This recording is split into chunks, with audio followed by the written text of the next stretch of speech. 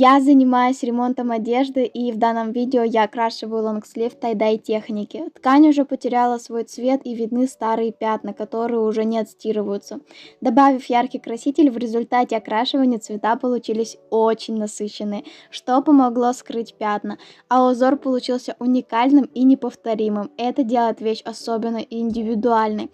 Окрашивание одежды в тай-дай технике отлично подойдет для восстановления любимой старой одежды. Я помогу вам с этим. Всем пока!